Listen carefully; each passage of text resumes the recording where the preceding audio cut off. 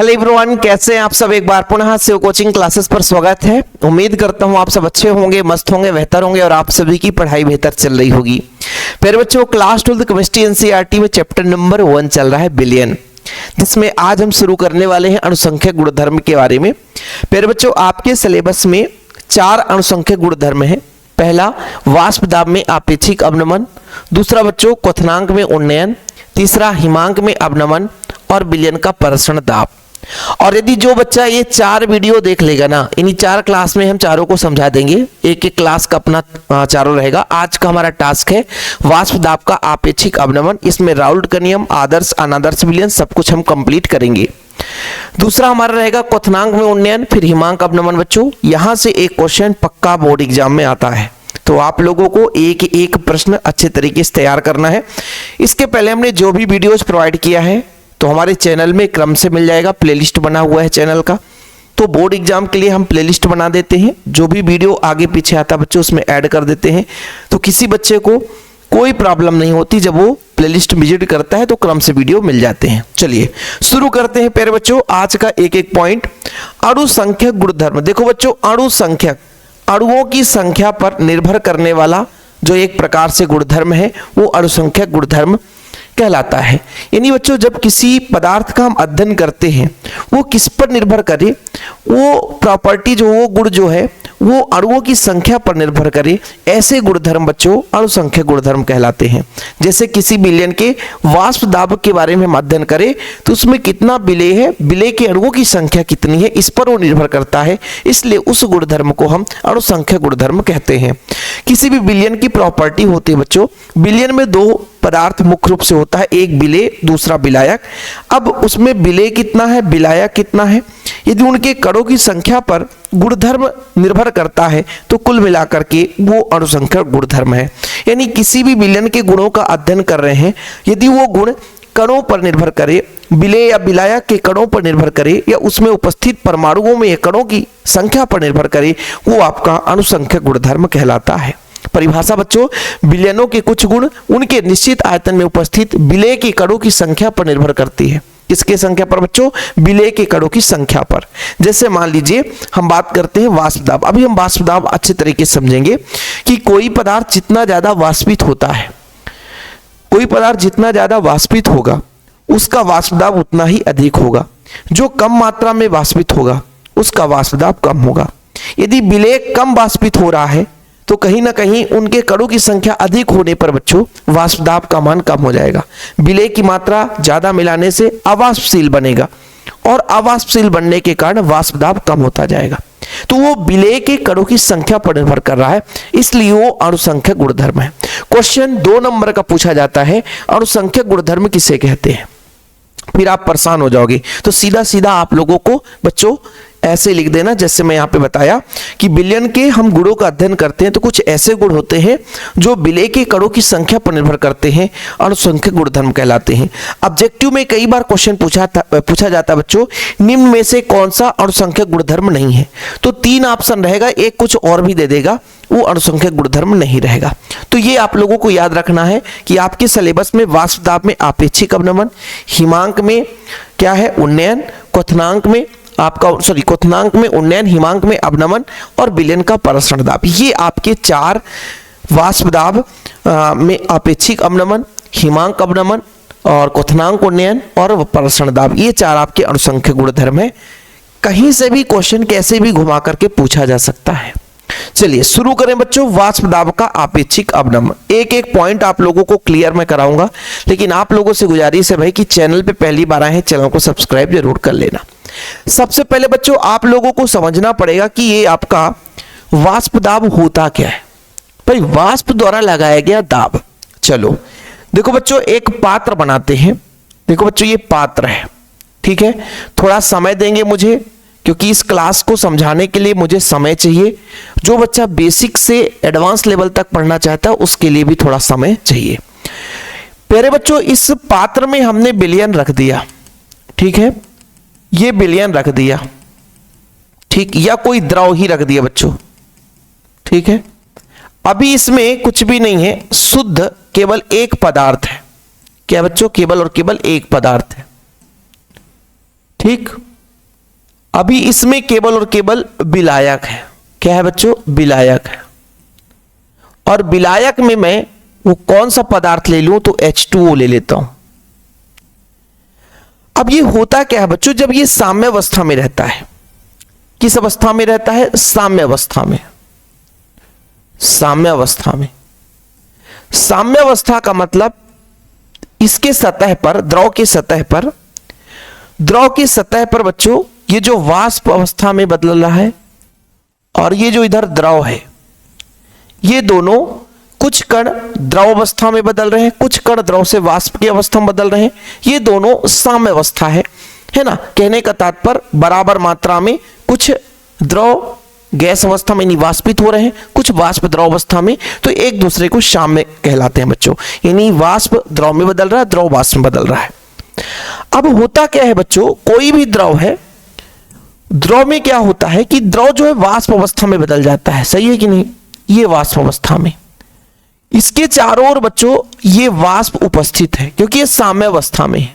किस अवस्था में बच्चों? साम्य अवस्था में।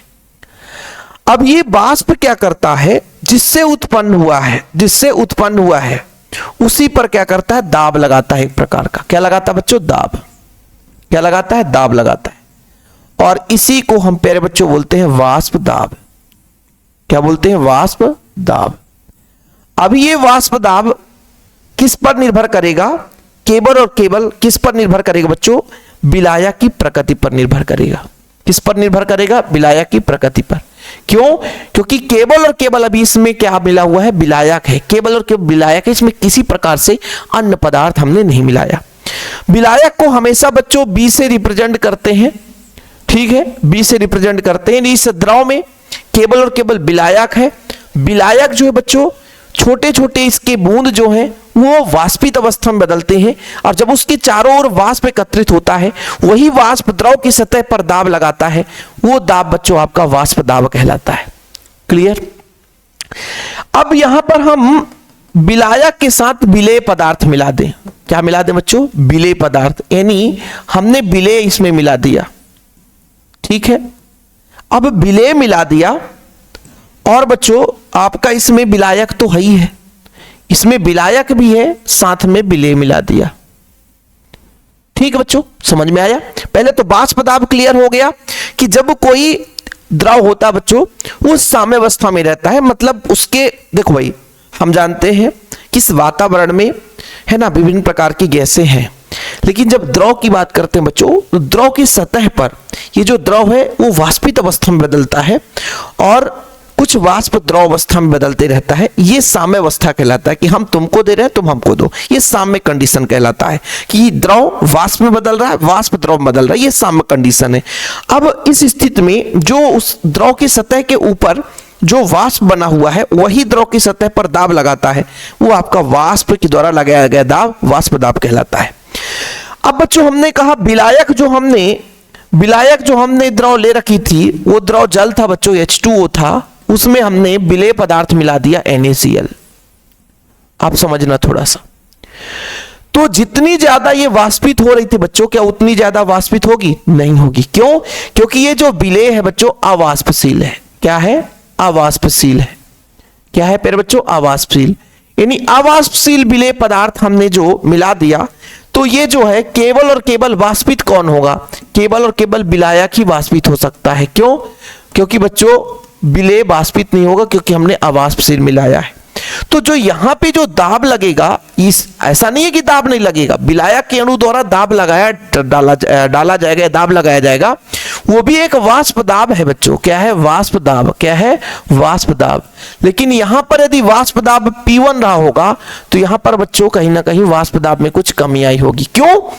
क्योंकि प्यारे बच्चों समझना, यहां शुद्ध था, शुद्ध यानी केवल और केवल विलायक था। शुद्ध अवस्था के लिए हमेशा हम P0 से रिप्रेजेंट करेंगे, शुद्ध अवस्था में था। लेकिन वहीं पे प्यारे बच्चों इसमें अशुद्धियां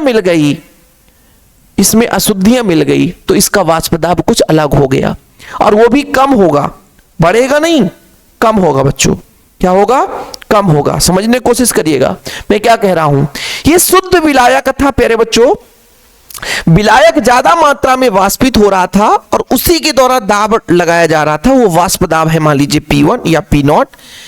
अब यहां पे मैंने अवाष्पशील विलेय पदार्थ मिला दिया तो उतनी मात्रा में ये वाष्पित नहीं हो रहा है। क्यों? क्योंकि इसमें एक रुकावट पैदा हो गया।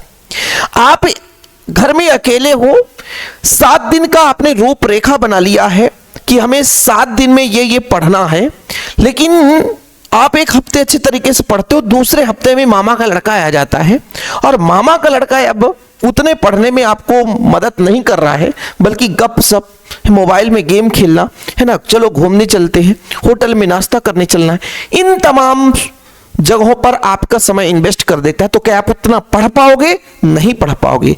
ऐसे ही प्यारे बच्चों, यहां पर जब हम किसी शुद्ध विलायक में अवाष्पशील विलेय पदार्थ मिला देते हैं तो जितना मात्रा में वाष्पित होना चाहिए उतना मात्रा में वाष्पित नहीं होता। जब वाष्प ही कम है तो उसके द्वारा दाब कम हो जाता है। इसलिए किसी विलायक में अवाष्पशील विलेय पदार्थ मिलाते हैं तो प्यारे बच्चों उसके वाष्प दाब में कमी आती है, और यही वाष्प दाब में कमी वाष्प दाब में अवनमन कहलाता है। यानी हम प्रारंभिक में P0 कर दें और उसमें अब कितना है बच्चों? P है, तो कितनी कमी आ गई? यही वाष्प दाब में अवनमन है। वाष्प दाब में अवनमन है। अवनमन मतलब कमी। आपेक्षिक अवनमन भी लास्ट में हम निकालेंगे, चिंता ना करो। शुद्ध के अपेक्षा कितनी कमी, अपेक्षित यानी किसी से अपेक्षा कर रहे हैं, किसी के सापेक्ष तुलना कर रहे हैं बच्चों, वो आपका आपेक्षिक अवनमन कहलाता है। फिलहाल यहां पे आप लोगों को वाष्प दाब के बारे में क्लियर हुआ होगा और वाष्प दाब में अवनमन किस तरीके से आता है ये भी क्लियर हुआ होगा। ठीक है बच्चों, कि यानी कहने का तात्पर्य शुद्ध विलायक में जब हमने अवाष्पशील विलेय पदार्थ मिला दिया, अवाष्पशील विलेय पदार्थ मिला दिए, जैसे ये विलायक है बच्चों, विलायक के वाष्प दाब को यदि हम A से रिप्रेजेंट करते तो ये A होगा। विलायक को A से रिप्रेजेंट करो, B से नहीं, हम हमेशा A से रिप्रेजेंट करते हैं सर, A से, है ना, तो ये PA हो जाएगा। और यदि शुद्ध अवस्था में तो P0 हो जाएगा, P0 A हो जाएगा। शुद्ध अवस्था की बात कर रहा है तो कुछ भी जो आपको मानना है उसके अनुसार मान सकते हैं। ठीक है, PA मान सकते हो, PB मान, जो भी मानना है वो आपके ऊपर डिपेंड करता है। हर बुक में अलग अलग मान के चलता है, A मानना है A मानो, B मानना है B। फिलहाल बच्चों आपको एक दो चीजें तो क्लियर हो गई होगी। पहला आपने पढ़ा अनुसंख्यक गुणधर्म, ये तो कंप्लीट है आपका। वाष्प दाब है क्या? देखो, निश्चित ताप पर किसी द्रव के पृष्ठ के ऊपर, है ना, द्रव के साथ पृष्ठ के ऊपर द्रव के बूंद, यहां पर बूंद बच्चों, बूंद, द्रव के बूंद के साथ साम्यावस्था में रहता है। ठीक है, साम्यावस्था में उपस्थित वाष्प द्वारा लगाया गया दाब बच्चों वाष्प दाब कहलाता है। पृष्ठ के ऊपर बूंद के साथ साम्यावस्था में रहता है। थोड़ा सा यहाँ पे बच्चों, यहाँ पे कुछ मिसप्रिंट है। मैंने क्या बोला? निश्चित ताप पर किसी द्रव के पृष्ठ के ऊपर जो बूंदें होती हैं वो साम्यावस्था में रहती हैं, यानी द्रव के बूंद साम्यावस्था में, गैस के साथ साम्यावस्था में रहती है बच्चों। ठीक है, अब इस साम्यावस्था पर, है ना, जो वाष्प बनता है उसके द्वारा जो दाब लगाया जाता है उसे ही हम वाष्प दाब कहते हैं। अब अवनमन क्या है? थोड़ा अवनमन समझो। आपेक्षिक अवनमन नहीं, इसको लास्ट में सिद्ध होगा, ये राउल्ट के नियम से सिद्ध होगा लास्ट में। पहले आप लोग ये समझो कि ये बच्चों अवनमन है क्या? किसी अवाष्पशील विलेय पदार्थ के कारण विलयन के वाष्प दाब में जो कमी अर्थात अवनमन होता है उसे वाष्प दाब का अवनमन कहते हैं। मैंने कहा ना, मेरे पास शुद्ध जल था, ज्यादा मात्रा में वाष्पित हो रहा था, ज्यादा वाष्पित है तो वाष्प दाब का मान ज्यादा है, लेकिन उसमें ससुरा अशुद्धियां आ गया और अशुद्धियां हमने NaCl मिला दी। अब जब NaCl मिला दी ना बाबू, तो NaCl मिलाने के कारण भाई वो क्या हो गया, उतना मात्रा में वाष्पित नहीं हो रहा है। जब ज्यादा वाष्पित नहीं हो रहा, वाष्प की मात्रा कम हो गई तो दाब में कमी आई। तो पहले की अपेक्षा कितना कमी आया बच्चों, डिफरेंस निकालेंगे, वही वाष्प दाब का अवनमन है। इसी को समझाने के लिए राउल्ट ने एक नियम दिया, है ना, कि जो वाष्प दाब में अवनमन है वो किस तरीके से होता है, किन पर निर्भर करता है। तो अभी आपको एक चीज मैं बता दूं बच्चों, यहां पर देखो, थोड़ा सा आप समझो कि यहां पे वाष्प दाब मान लीजिए PA है, कितना है, PA है, ये किसका है, विलायक का है। और यहां पर ये जो वाष्प दाब है वो कम हो गया, वो किस पर निर्भर किया बच्चों, विलेय पर। किस पर, विलेय पर। विलेय हमने मिलाया है तो विलेय के कारण वाष्प दाब में कमी आई है। कुछ समझ में आ रहा है? यानी कुल मिलाकर के किसी विलयन का वाष्प दाब किस पर निर्भर करेगा बच्चों, मुख्य रूप से किस पर निर्भर करेगा, विलायक पर निर्भर करता है। किस पर? विलायक पर। किस पर बच्चों? विलायक पर।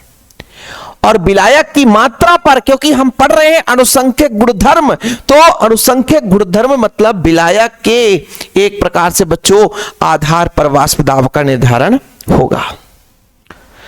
क्लियर? समझ में आ गया? यानी बच्चों यहां पर हम आपको कह दें कि वाष्प का निर्माण होता है और वाष्प दाब उत्पन्न होती है, वो किसके द्वारा होता है? तो वो आपके शुद्ध विलायक के द्वारा होता है। यदि हमने विलेय पदार्थ मिला दी है तो कमी आती है, तो वो जो कमी वाष्प दाब में अवनमन का कारण है। देखो ढंग से समझना है एक पॉइंट, किसी विलयन में वाष्प दाब जो उत्पन्न होता है वो किसके कारण होता है? वो विलायक के कारण होता है। यानी विलायक महत्वपूर्ण भूमिका अदा करता है। लेकिन उस वाष्प दाब में जो कमी आती है, उस कमी की भूमिका कौन अदा करता है? तो उस कमी की भूमिका किसके कारण कमी होता है बच्चों? तो वो विलेय की संख्या के कारण होता है। समझ में आया? क्लियर? यानी किसी विलयन में वाष्प दाब किस पर निर्भर करेगा? है ना, वाष्प दाब उत्पन्न होने के लिए विलायक पर निर्भर करेगा, और कमी जो हो रही है वो आपके विलेय पर। कमी किसके कारण हो रहा है बच्चों? विलेय पर। तो सीधा सीधा उन्होंने क्या बताया, इसी चीज को समझाने के लिए बताया कि किसी भी विलयन का वाष्प दाब वो किस पर डिपेंड करता है? विलायक पर डिपेंड करता है।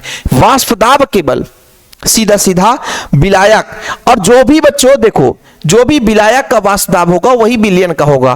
क्यों क्यों क्यों? क्योंकि बच्चों विलेय का कोई रोल ही नहीं होता है वाष्प दाब बनाने में। जब विलेय बैठा है, शांत है, कुछ काम ही नहीं करेगा, तो इसमें जो विलायक है केवल इसी की भूमिका होगी। तो भले विलयन है लेकिन भूमिका किसकी है बच्चों? विलायक की है। तो राउल्ट के नियम को बच्चों 1886 में राउल्ट द्वारा विलयन के वाष्प दाब और विलयन के सांद्रण के मध्य एक संबंध स्थापित किया, जिसे राउल्ट का नियम कहते हैं। उन्होंने क्या बताया कि स्थिर ताप पर किसी अवाष्पशील विलेय युक्त अवाष्पशील विलेय युक्त विलयन या विलायक का वाष्प दाब विलायक के मोल प्रभाज के समानुपाती होता है। यानी सीधा सीधा विलायक पर निर्भर करता है। ढंग से समझना बच्चों, यदि एक पॉइंट भी आपने नहीं सुना ना तो समझो क्लास में मजा आना ही नहीं है। अभी मैंने कहा कि किसी भी विलयन का वाष्प दाब कब बनता है बच्चों? जब विलायक वाष्पित होता है। विलायक वाष्प बनता है, वाष्प के द्वारा दाब लगाया जाता है, वही वाष्प दाब है। विलेय पदार्थ हमने मिला दी तो वाष्प दाब में कमी आती है, लेकिन किसी विलयन का भी वाष्प दाब क्या विलेय पर डिपेंड करेगा? वो कमी को विलेय पर निर्धारित कर सकता है। यानी ये जो कमी हुई है वो विलेय के कारण हुई है, लेकिन वास्तविक में जो वाष्प दाब उसमें अभी भी है वो विलायक के कारण है, क्योंकि जो वाष्पित ही नहीं रहा। भाई ये तो अवाष्पशील ले लिया हमने, जो हमने विलेय पदार्थ ले लिया वो अवाष्पशील ले लिया। विलेय हमने क्या लिया? अवाष्पशील। तो किसी भी विलयन का भी वाष्प दाब वो विलेय पर निर्भर नहीं करेगा, वो विलायक के वाष्प दाब पर ही निर्भर करेगा, विलायक के मोलों की संख्या पर निर्भर करेगा, विलायक के मोल प्रभाज के ही समानुपाती होता है। इसीलिए राउल्ट साहब ने बताया कि भाई हमने क्या कहा, किसी भी विलयन की बात करें जिसमें अवाष्पशील विलेय युक्त हमने पदार्थ मिला दिया, मतलब किसी अवाष्पशील विलेय युक्त विलयन में यदि हम विलयन का या विलायक का जो बच्चों वाष्प दाब बात करें, क्योंकि विलयन और विलायक का वाष्प दाब वही रहेगा, क्योंकि बच्चों हमने क्या बताया, विलयन का वाष्प दाब यदि विलेय अवाष्पित है मतलब वाष्पित ही नहीं हो रहा है तो उसमें भी विलायक का वाष्प दाब, नहीं जो विलयन का होगा वही विलायक का वाष्प दाब होगा। तो भैया वो किस पर डिपेंड करता है? विलायक के मोल प्रभाज के समानुपाती होता है, विलायक के मोल प्रभाज पर निर्भर करता है। ठीक है, तो माना बच्चों, माना किसी विलयन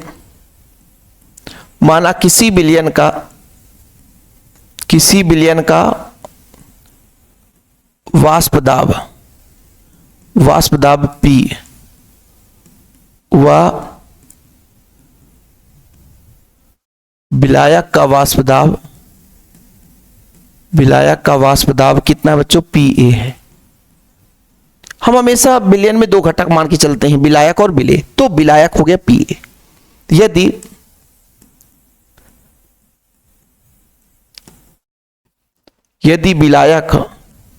यदि विलायक का मोल प्रभाज को किससे दर्शाते हैं बच्चों बताओ? मोल प्रभाज XA हो, भाई मोल प्रभाज को XA तो से दर्शाते हैं, तो राउल्ट के नियम से बाबू, किसके नियम से? राउल्ट के नियम से, राउल्ट के नियम से। यानी जो विलयन का प्रसरण दाब है, सॉरी वाष्प दाब है, या विलायक का वाष्प दाब, वो विलायक के मोल प्रभाज के समानुपाती होता है। समानुपाती हटाते हैं तो के एक नियतांक लगता है बच्चों, यानी पी ए बराबर के into X A, P A बराबर के इंटू एक्स ए। काफी महत्वपूर्ण है बच्चों। यदि हम बात करें कि शुद्ध विलायक है, उसमें विलेय पदार्थ मिला ही नहीं है, शुद्ध विलायक की बात करते हैं बच्चों, समझना थोड़ा सा, शुद्ध विलायक की बात करते हैं। शुद्ध विलायक यानी उसमें किसी प्रकार से कुछ भी नहीं मिला है, यानी जो आपका ये पी ए है ये पी नॉट ए के बराबर है, क्योंकि बच्चों शुद्ध विलायक की बात कर रहे हैं। ये पी ए कब की बात है? जब उसमें अवाष्पशील विलेय पदार्थ मिला हुआ है। तो विलयन का वाष्प दाब कहो चाहे विलायक का वाष्प दाब, वही है भाई। लेकिन जब हम शुद्ध विलायक की बात करते हैं, इसमें उसमें विलेय पदार्थ मिले नहीं है, तो पी ए के जगह पी नॉट ए। और बच्चों किसी भी विलयन का टोटल जो मोल प्रभाज है वो एक होता है, जब उसमें विलेय नहीं है तो विलायक का मोल प्रभाज एक होगा। ये बात आप लोग हमेशा अच्छे से याद रखो। ये सर ये मोलों की संख्या पर आधारित होता है ना? बिल्कुल हाँ, हमने पढ़ाया है मोल प्रभाज बच्चों, इसलिए हमेशा बार बार आप लोगों से विनती करते हैं कि क्लास यदि क्रम से देख रहा बच्चा ना, तभी आज मजा आएगा। मोल प्रभाज किसे कहते हैं? किसी विलयन के एक घटक के मोल की संख्या और विलयन में जितने भी घटक है उनके मोलों की संख्या का अनुपात मोल प्रभाज कहलाता है। फिर समझो, विलयन में 3 घटक रख लो, 5 घटक रख लो, जिस भी घटक का मोल प्रभाज निकालना है उसके मोल की संख्या को ऊपर रखो, विलयन के समस्त घटकों की मोलों की संख्या को नीचे रख दो, वो मोल प्रभाज को बताता है। फिर समझना बच्चों मैं क्या कह रहा हूं कि किसी विलयन का एक घटक है, उसकी यदि हमको मोल प्रभाज निकालनी है तो उस घटक के मोल की संख्या को ऊपर रखो, और विलयन में जितने भी घटक हैं उसके सबके मोलों की संख्या को नीचे रखो, तो अपने विलयन का मोल प्रभाज कहला जाता है। बढ़िया प्यार से, कुछ है ही नहीं सर इसमें। थोड़ा समझना बच्चों, इसको आप समीकरण 1 दे दो, समीकरण 1 से, समीकरण 1 से, समीकरण 1 से पी ए के जगह पी नॉट ए, और बच्चों के है तो के, एक्स ए का मान 1 रख दो, कुल मिलाकर के बराबर पी नॉट ए हो गया। के का मान समीकरण 1 में ही रखने पर, के का मान समीकरण 1 में रखने पर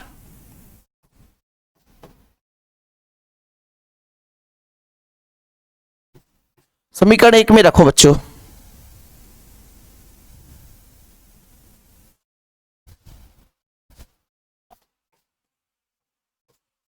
रखनी पर समीकरण 1 में रखो, के का मान समीकरण 1 में रख दो, तो कितना हो जाएगा?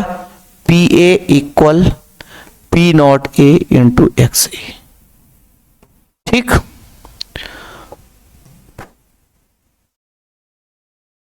काफी महत्वपूर्ण है बाबू, इसको समीकरण 2 दे दो। ध्यान रखना, इसके बाद आपको इसको लिखना है, नहीं तो फिर आप लोग कह दो कि सर हमको पता ही नहीं था, हमको पता ही नहीं था, नहीं तो हम ऐसा कर ही नहीं करते। फिर बाद में नहीं कहना कि हमको पता नहीं था, राउल्ट का नियम ही चल रहा है अपना। ठीक है बच्चों, यहां तक क्लियर? किसी को कोई प्रॉब्लम नहीं होना चाहिए। यानी शुद्ध विलायक तक के लिए हमने बात कर ली। आगे बच्चों हम यदि जानते हैं कि विलयन में 2 घटक होते हैं, एक विलेय और एक विलायक। ये सबको पता है कि द्विअंगी विलयनों के लिए, द्विअंगी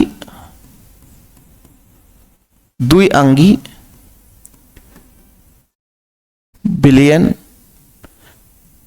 के लिए जो विलयन का टोटल मोल प्रभाज है, एक तो विलेय होगा और एक तो होगा विलायक। जैसे एक्स ए विलायक हो गया, एक्स बी विलेय हो गया, 2 घटक है ना, एक विलायक एक विलेय, तो टोटल मोल प्रभाज 1 होता है। यानी मतलब एक्स ए बराबर यहां पर यदि हम कहते हैं तो 1 माइनस एक्स बी हो जाएगा, 1 माइनस एक्स बी हो जाएगा। समीकरण 2 में मान रखेंगे बच्चों, एक्स ए का मान कहां रखेंगे? समीकरण 2 में। कहां रखेंगे? समीकरण 2 में रखने पर कहां रखोगे? समीकरण 2 में रखोगे। समीकरण 2 कितना क्या कहता बच्चों? P A equal P not A, X A का मान रख दो 1 माइनस एक्स बी। ठीक, कैलकुलेशन करते चलो। पी ए है बच्चों तो पी ए रहने दो, इसका मल्टीप्लाई अंदर करोगे तो कितना हो जाएगा बच्चों? पी नॉट ए एक के साथ, इधर हो जाएगा P not A X B. देखो बच्चों पक्षांतर करते हैं, माइनस यदि इधर आ जाए, माइनस यदि इधर आ जाए तो पी नॉट ए आ जाएगा एक्स बी, और ये पी नॉट ए यहीं पे रहेगा बच्चों। ये आपका पी ए जो है इधर जाएगा तो माइनस में हो जाएगा। यहां से एक्स बी का मान आप बता सकते हो कितना हुआ? P not a minus P A divide by P not a. ठीक है, एक्स बी बराबर P not a minus P upon P not a. मजा आया कि नहीं यार? देखो भाई इसमें कुछ है ही नहीं है, अभी यहां पे फिर समझ लो, क्योंकि अभी आगे चलकर थ्योरम और आएगा तो फिर दिक्कत हो जाएगी। मैंने क्या बात किया बच्चों? मैंने बोला द्विअंगी विलयनों के लिए। द्विअंगी मतलब दो अंग हो, दो अंग का मतलब विलायक हो और एक आपका विलेय हो, तो कितना हो जाएगा? एक्स ए प्लस एक्स बी बराबर 1। यानी विलयन के समस्त घटकों का टोटल मूल प्रभाज 1 होता है, एक से ज्यादा होता नहीं है। अब बच्चों एक्स ए का मान निकाला, 1 माइनस एक्स बी आया, और एक्स ए का मान समीकरण 2 में रख दिया। समीकरण 2 कहां पे है? समीकरण 2 ये P A equal P not A X A. ठीक है सर, पी ए हमने P A equal P not A X A की जगह 1 माइनस एक्स बी, फिर मल्टीप्लाई कर दिया, इसको पक्षांतर कर दिया और एक्स बी का मान निकाला। अब बच्चों यहां पर आप देखना, अब आपको क्लियर होगा कि यहां पे जहां आपको शुरुआत में ही बता दिया था, जहां ये बताओ पी नॉट ए क्या है? शुद्ध विलायक का है, और क्या है ये? कब का है पी ए? ये आपके विलेय पदार्थ के मिलाने पर। पी ए क्या है? विलेय पदार्थ के मिलाने पर कितना उसका वाष्प दाब हुआ, और ये शुद्ध विलायक का है। तो ये एक प्रकार से मैं आपसे कह दूं कि कितना वाष्प दाब में कमी आई यही तो बताता है, क्योंकि डिफरेंस है। ये वाष्प दाब में क्या है? वाष्प दाब में अवनमन है। वाष्प दाब में क्या है बच्चों? अवनमन है। वाष्प दाब में अवनमन है। ठीक है, जहां P not a minus P A वाष्प दाब में अवनमन। अच्छा, अब यदि बच्चों पूरे को इसके अपेक्षा, जब अपेक्षा की बात की जाए, इसके तुलना में, यानी जैसे देखना पी नॉट ए, जैसे पी ए की तुलना में पी नॉट ए शुद्ध विलायक की तुलना में कितना कमी हुआ है। भाई देखो ना, ये पी नॉट ए है क्या? शुद्ध विलायक है, मतलब कुछ भी अशुद्धियां नहीं है, और जब कुछ अशुद्धि नहीं है तो उसका कितना वाष्प दाब है, और जब अशुद्धि मिल गया तब कितना वाष्प दाब है। ये दोनों का डिफरेंस वाष्प दाब ने अवनमन कहलाया। लेकिन यहां पर बच्चों ये शुद्ध के अपेक्षा कितना कमी आया है, तो इसलिए इसको हम वाष्प दाब में आपेक्षिक अवनमन कहते हैं। क्या बोलते हैं बच्चों? वाष्प दाब में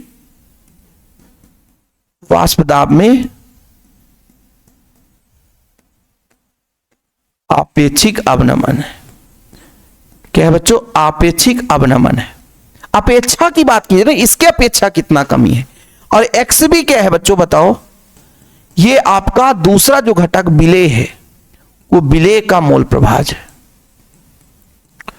विलेय का मोल प्रभाज है, यानी कुल मिलाकर के किसी विलयन में वाष्प दाब में आपेक्षिक अवनमन वो विलेय के मोल प्रभाज के बराबर होता है। किसके मोल प्रभाज के बराबर होता है बाबू? विलेय के मोल प्रभाज के बराबर होता है।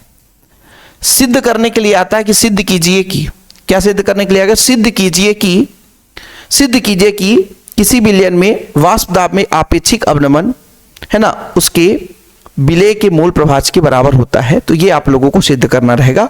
और लास्ट में एक पॉइंट आपको लिखना है बच्चों कि अतः अवाष्पशील विलेय युक्त विलयन के लिए निश्चित ताप पर वाष्प दाब में आपेक्षिक अवनमन विलयन में विलेय के मोल प्रभाज के बराबर होता है। विलयन में विलेय के मोल प्रभाज के बराबर होता है। क्लियर बच्चों? समझ में आ गया?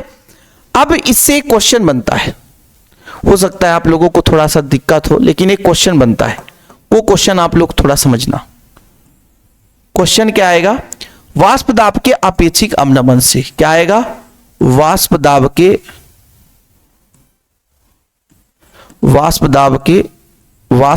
के आपेक्षिक अवनमन से। किससे बच्चों? आपेक्षिक, वाष्प दाब के आपेक्षिक अवनमन से, आपेक्षिक अवनमन से। और जिनको भी नोट्स लेना होगा तो ये नंबर है बच्चों 9685299149। पूरा नोट्स मिलता है ऑल चैप्टर। कितने रुपए में? मात्र 100 रुपए में। कितने रुपए में बच्चों? मात्र 100 रुपए में। जो भी बच्चा नोट्स लेना चाहता है तो ये मेरा पर्सनल नंबर है। वाष्प दाब के आपेक्षिक अवनमन से विलेय के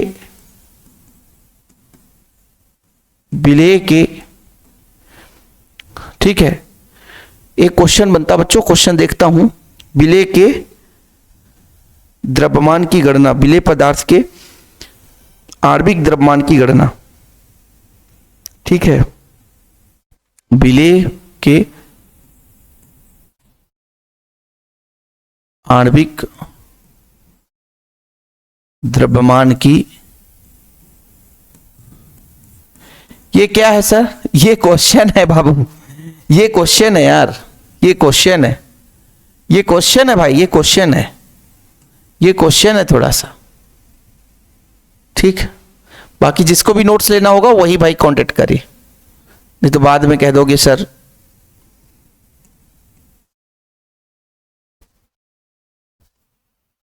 ये क्वेश्चन है। अरे भाई क्वेश्चन है, चलो कोई बात नहीं, ये क्वेश्चन है बाबू, ठीक है। वाष्प दाब के आपेक्षिक अवनमन से विलेय पदार्थ के आणविक द्रव्यमान की गणना। चलो करते हैं। देखो बच्चों अपन हल करते हैं। चूंकि आप लोगों ने पढ़ लिया कि वाष्प दाब में आपेक्षिक अवनमन कितना होता है, वाष्प दाब में आपेक्षिक अवनमन, आपेक्षिक अवनमन, आपेक्षिक अवनमन देखना बच्चों, P not a minus P A upon P not a बराबर एक्स बी, ठीक। समीकरण 1 हो गया। आप लोगों को एक एक पॉइंट समझना पड़ेगा कि चूंकि एक्स बी बराबर क्या होता है, यह है मोल प्रभाज। और मोल प्रभाज कैसे निकाला जाता है? मोल प्रभाज कैसे निकलता है? मोलों की संख्या पर। जिस भी घटक का मोल प्रभाज निकालना, उसके मोल की संख्या को ऊपर रखो, और बिलियन में हमने 2 घटक लिया है ए और बी, तो दोनों के मोलों की संख्या को नीचे रखो, ठीक है बच्चों, क्लियर।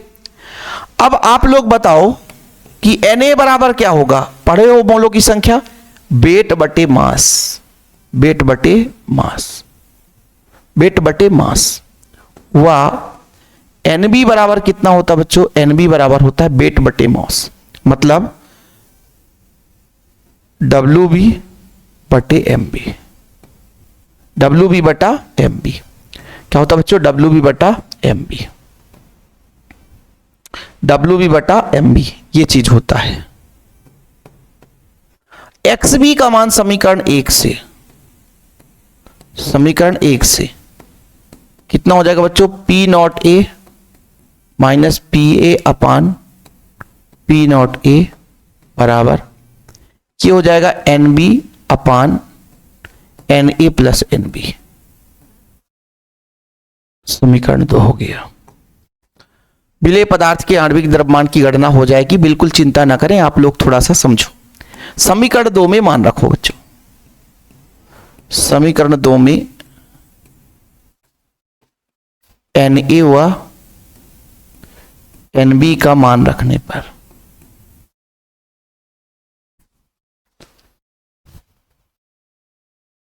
आप जिस बच्चे से मोल की संख्या निकालते नहीं आ रही है कि वेट बटे मास कितना, उसकी ग्राम में मात्रा कितना, उसका आणविक द्रव्यमान, वो यहां पे दिक्कत समझेगा कि ये मोल की संख्या है क्या, किसी पदार्थ की कितनी मात्रा, कितना आणविक द्रव्यमान है, ये अनुपात मोल की संख्या कहलाती है बच्चों। वैल्यू पुट कर दो, P not a minus P A upon P not a equal में प्यारे बच्चों Nb का मान कितना हो जाएगा? WB बटा MB, ठीक। और बच्चों Na का मान कितना हो जाएगा? WA अपान MA प्लस WB बटा MB, ठीक, और इसको आप एक समीकरण दे दो, समीकरण 3। अब होता क्या है बच्चों कि जैसे मान लीजिए हमने किसी विलयन को बनाया, उसमें अवाष्पशील विलेय पदार्थ मिलाया, उसकी मात्रा बहुत कम होती है, उसकी मोलों की संख्या बहुत कम होती है। तो यदि मैं आपसे कह दूं कि चूंकि विलयन में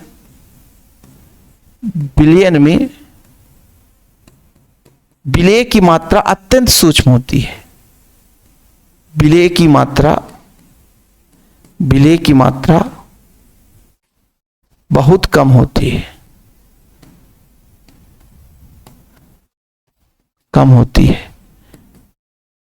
है ना, विलेय की मात्रा बहुत कम होती है। अर्थात बच्चों यदि हम आपसे कह दें कि NB का मान जो है वो लेस देन Na से, मतलब विलायक की अपेक्षा बहुत कम होती है, विलायक की अपेक्षा बहुत कम होती है। तो इसलिए समीकरण 3 के हर से WB बटा MB की उपेक्षा करने पर उपेक्षा करना मतलब क्या होता है बच्चों? हटाने पर।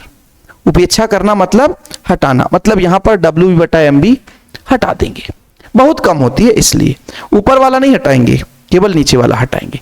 तो जब हटाएंगे बच्चा तो बताओ भाई कितना हो जाएगा? इधर तो अपना P0A माइनस PA ही है, नीचे P0A ही है, उसमें कोई छेड़खानी नहीं बच्चों।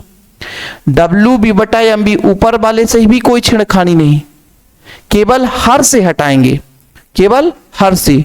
तो यहां पे WA बटा MA हो जाएगा, WA बटा MA। इसको थोड़ा सा मॉडिफाई कर दो। मॉडिफाई कैसे? देखना, मॉडिफाई का मतलब ये होता है, देखना मॉडिफाई कैसे करोगे।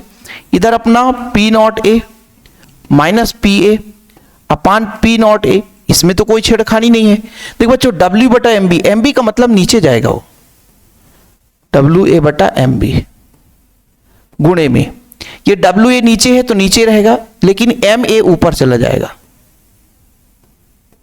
MA बटा ये WA बच्चों नीचे ही रहेगा। अब एक लाइन और बचा है, जिस चीज का इंतजार था उस चीज आपको मिल जाएगा। आणविक द्रव्यमान MB का मान निकालना है, विलेय का आणविक द्रव्यमान मतलब MB का मान निकालना है। अब ये पक्षांतर हो जाएगा, देखना बच्चों,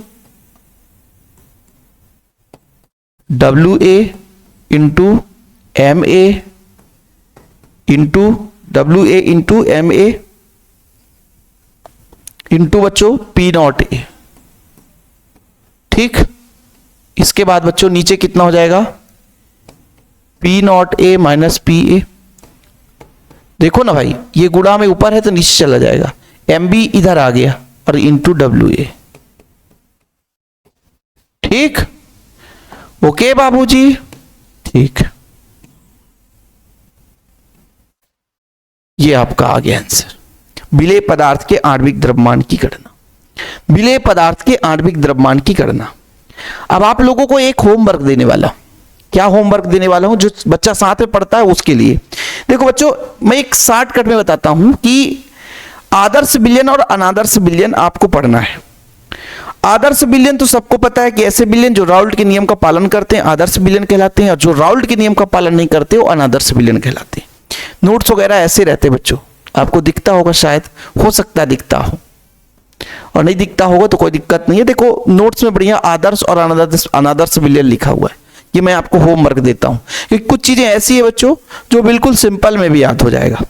ठीक है, तो आप लोगों को ऐसे विलयन जो राउल्ट के नियम का पालन करते हैं वो आदर्श विलयन कहलाते हैं, जो राउल्ट के नियम का पालन नहीं करते अनादर्श विलयन कहलाते हैं। जो राउल्ट के नियम का पालन करते हैं उसमें एंथैल्पी परिवर्तन नहीं होता, उसके आयतन में कोई परिवर्तन नहीं होता है। लेकिन बच्चों जो राउल्ट के नियम का पालन नहीं करते उसके एंथैल्पी में परिवर्तन होता है, या तो अधिक हो सकता है तो धनात्मक विचलन युक्त विलयन कहलाएगा, कम होगा तो ऋणात्मक विचलन युक्त विलयन कहलाएगा। तो अधिक भी हो सकता है और कम भी हो सकता है। तो इस तरीके से और एक आपको उदाहरण हो जाएगा। क्लियर? तो आज का क्लास थोड़ा सा लंबा हुआ और मजा भी आया होगा। और सबको यही कहता हूं कि एक बार नोट्स ले लो, साल भर के लिए आप लोगों का नंबर सेव हो जाएगा। और बच्चों जो भी आप लोगों को डाउट रहता है तो व्हाट्सएप में मैसेज कर सकते हो, मेरा पर्सनल नंबर है, मैं ही बात करता हूं, जब भी आप कॉल करोगे तो मैं ही रिसीव करूंगा, इसमें आप लोगों को चिंता करने की जरूरत नहीं है। ओके, फिलहाल अभी के लिए इतना ही। प्यार भरा नमस्कार। आप लोगों से गुजारिश है कि चैनल पर पहली बार आए हैं तो चैनल को सब्सक्राइब कर लेना और शेयर कर देना। जय हिंद, वंदे मातरम।